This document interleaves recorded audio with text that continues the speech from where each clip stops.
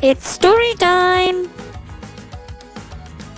Assalamu alaikum all.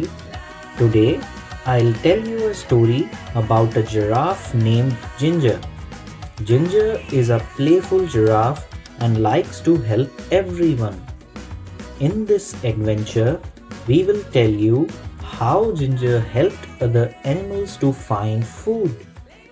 So let's start our story. Once upon a time, there was a giraffe named Ginger. Ginger lived in Kenya, a country in Africa. Like all giraffes, Ginger had a long neck and long legs. Because she was so tall, she was able to eat food from the very tops of the trees in the savannah. The savannah in Africa is an area with lots of grass and some trees. Sometimes a savanna is called grasslands. The other animals like zebras, antelopes could not reach where Ginger could reach. But Ginger always found food. She loved the leaves and the new birds of the trees. One day, Ginger was busy eating her favorite leaves along with some other giraffes. It was a bright sunny day, and there was not a cloud in the sky. It had not rained for a long time, so the grass was very dry. She heard a noise down the bottom of her extra long legs. It was her friend, Mickey the monkey. Mickey was trying to say something, but Ginger couldn't understand what he was saying. He looked very tired. "What's wrong?" asked Ginger. Ginger was a very kind giraffe and wanted to help everyone. Just then, Mickey fell over. Ginger was also a smart giraffe. She knew what was wrong. Mickey couldn't find anything to eat and he was very hungry. Ginger nibbled some fresh tender leaves and buds from the top of the tree where she was eating. She dropped some of the leaves and buds to the ground near where Mickey was.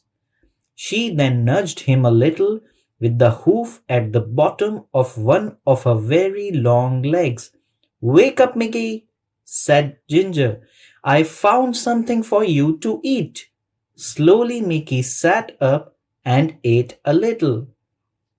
After a while, when Mickey was feeling better, Ginger asked him, "What happened, Mickey? Why are you so hungry?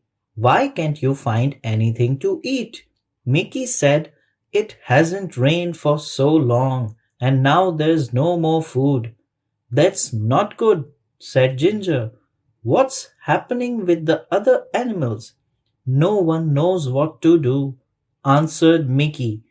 "All the zebras and the antelopes and the elephants are getting worried about the dry grass. Some of them are thinking about leaving the savannah and trying to reach the jungle." "That's a long trip," said Ginger. "Are you going to go with them?" "I don't know," answered Mickey. "What do you think we should do?" Ginger thought for a while and then suddenly she had a good idea. "We should go talk to Leo the lion. He's the smartest animal in the savannah." Mickey was too tired to walk, so Ginger invited him to ride on her back. "Hold on tight to my neck," said Ginger. "There's a lot to hold on to," joked Mickey. Ginger laughed. "You are right. I've got the longest neck in Africa." So they started their journey across to the other side of the savannah to look for Leo the lion. Ginger and Mickey were in luck. Leo was sitting up on a rock and he was really easy to see as they walked through the grass. "Hi, Leo!" they both shouted. Leo had been napping and was a little grumpy when they woke him up, but he was polite and said, "Hello, Ginger and Mickey. Why did you walk the whole way across the savannah just to wake me up? But he was joking. He had a smile on his face. Mickey says that there is no food left on the savannah because it's been so dry, said Ginger. Do you have any ideas, Leo? Leo thought for a while. He said, there's nothing we can do about the rain. It will come soon, but we cannot be sure when it will arrive. When the rain comes, all the plants will grow again, and there will be lots of food for everybody. He thought a little longer. The only thing I can think of is for everyone to move closer to the forest. He continued. There will be more things to eat there, but I know it's a long trip and it will not be very easy. It might take days to get there. Ginger and Mickey looked at each other and then looked back at Leo. Thank you, Leo, said Ginger. It's probably best if they all try to get closer to the jungle. They said goodbye and then walked back across the savannah. Now they needed to gather all of the animals together to start the journey. Ginger didn't need to go along because she had plenty of food in her high trees. But she was a good friend and wanted to help as much as she could. They walked towards her favorite trees, and guess what she and Mickey saw?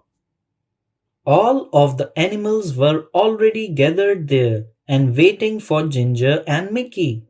Why are you all here? Asked Ginger. Eddie the eagle told us that you are taking us to the edge of the jungle, said one of the zebras. How did he know? Asked Mickey. He heard you talking with Leo, said one of the antelopes. So you have all decided to try to walk together to the jungle? Asked Ginger. Yes, they all answered. If you'll help us to get there, added one of the elephants. Of course I'll help. I'm your friend, said Ginger. So they started on their big journey across the savannah to the jungle. The sun was so hot and there was no food and no place to get a drink of water. And then they heard it. It was thunder. Thunder! They all shouted. Thunder was very scary to the animals of the savannah. Can you guess why? Fire! Sometimes the lightning hits the dry grass and the whole savannah catches fire. Then everyone has to run. And that is exactly what happened. Fire! They shouted. They could smell it and now they could see it. The fire was coming towards them. Ginger had to think fast. Because she was so tall, she could see farther than any of the other animals. She stretched her long neck up as far as she could. Now she could see a place where there was no fire. Quick, she said, everyone, run this way. All of the animals followed her and ran as fast as they could. Soon they were out of danger. They stopped and gathered together one more time. Is everyone here? Ginger asked. She wanted to make sure they were all safe. All the animals looked around. They were all there. And then the most wonderful thing happened. I felt a drop, said a zebra. Me too, said an antelope. It was rain. Finally, everyone was very happy. It started to rain a little more and then a little more. The rain put out the fire so they didn't have to run. And the rain filled their watering holes and made the plants grow again. So they didn't have to make that long trip to the edge of the jungle. Everyone would soon have enough food and water. So Ginger, the giraffe, went back to her favorite tree and continued to munch on the leaves and buds. So this was the story about Ginger the giraffe. If you like our story, please comment, like and share our video. And don't forget to subscribe our channel. Thank you and Allah Hafiz.